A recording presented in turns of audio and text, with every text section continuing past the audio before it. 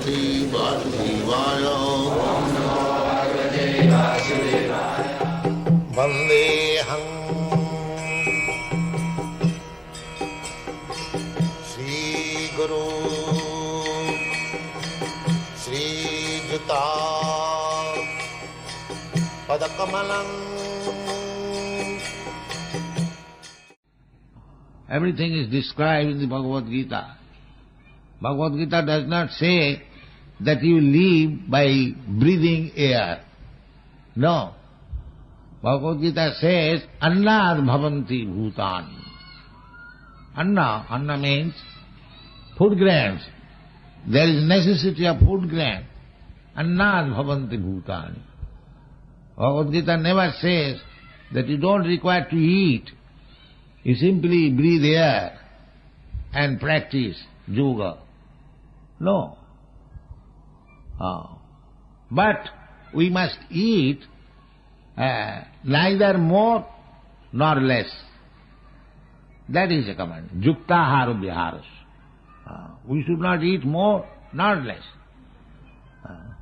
And nirasi means desire less of extravagance.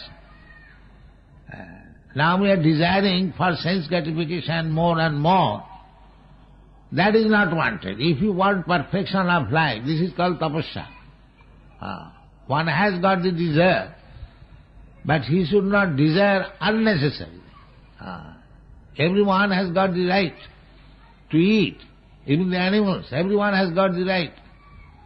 But because we are desiring to enjoy more, therefore we do not give the chance to the animals to live properly, rather we are trying to eat the animals. This is not required. This is called nirasa. Why you should eat animals? That is uncivilized life. When there is no food, when they are aborigines, they eat animals because they do not know how to grow food. But when the human society becomes civilized, he can grow so many nice food. He can keep the cows instead of eating the cows. He can get milk, sufficient milk. We can make so many preparations from milk and grains. So we should not desire unnecessarily to enjoy more. Then it is said here, Kurban na apnoti kilmisham. Kilmisham means resultant action of sinful life. Kilmisham. So, if you don't desire more than our necessary, then we are not implicated, involved in sinful activities. Kurban napi, even though he is engaged in working, while you are working, knowingly or unknowingly, you have to commit something which is not pious, even sinful. But if you simply desire for living properly, then kurban napi na apnati, na kilmisham. Kurban napi na apnati kilmisham. Our life should be without any sinful reaction. Otherwise we'll have to suffer. But they do not believe, although they are seeing so many abominable lives. Where from they are coming? 8,400,000 species of life. There are so many lives living very abominable conditions. Of course, the animal or the living creature does not know. But we human beings, we should know why this is this abominable life.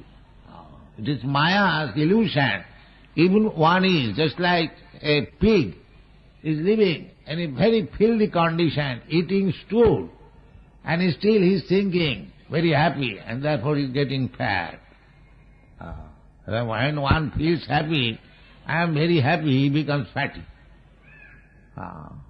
So you'll find these pigs, they are very much fatty, but what they eat?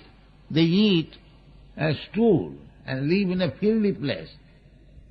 But they think that we are very happy. So that is Maya's illusion. Anyone who is living in a very abominable condition of life, Maya's, by illusion, he is thinking that he is all right, he is living very perfectly. But a person who is on the higher stage, he sees that he is living in a very abominable condition. So, this illusion is there, but by knowledge, by good association, by taking instruction from the Shastras, from Guru, from saintly person, one should understand what is the value of life and lead like that. So this is instructed by Krishna, that nirasi, one should not be unnecessarily desireful more than his necessities of life. This is called nirasi. Nirasi, another meaning is that not very much fond of material enjoyment.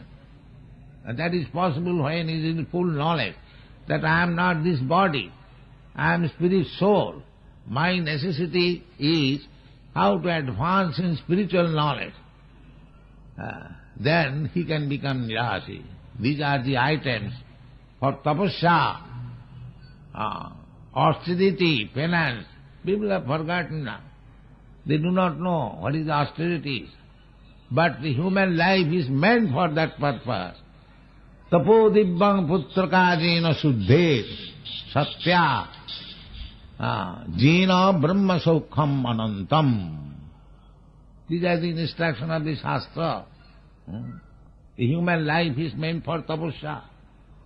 And as tapasya, therefore, in the Vedic way of life, the beginning of life is tapasya, brahmachari. Brahmachari. A student is sent to Gurukul for practicing brahmacharya. This is tapasya. Not comfortable life, lying down on the floor, going door to door for begging alms for Guru. But they are not tired because they are children. If they are trained, these austerities, they become to practice. They call all women, mother, give me some alms. And they come back to Guru's place. Everything belongs to Guru. This brahmachari life, this is tapasya, tapodibbam. That is Vedic civilization. That children should be, from the very beginning of life, trained up in tapasya, brahmacharya, celibacy. Brahmachari cannot see any young woman. Even the Guru's wife is young. He cannot go to the Guru's wife. These are the restrictions. Now where is that brahmacharya? No brahmachari. This is Kali Yuga. No tapasya.